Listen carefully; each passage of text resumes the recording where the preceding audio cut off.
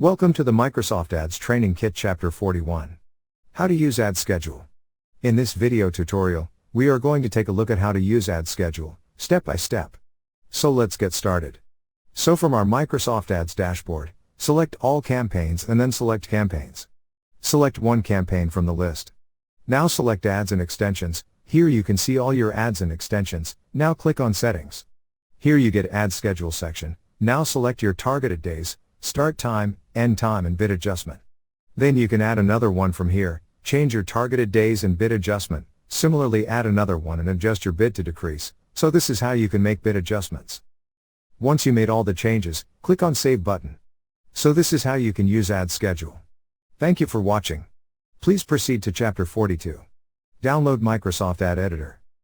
Inside that video, we are going to take a look at how to download Microsoft Ad Editor, step by step. See you in the next tutorial.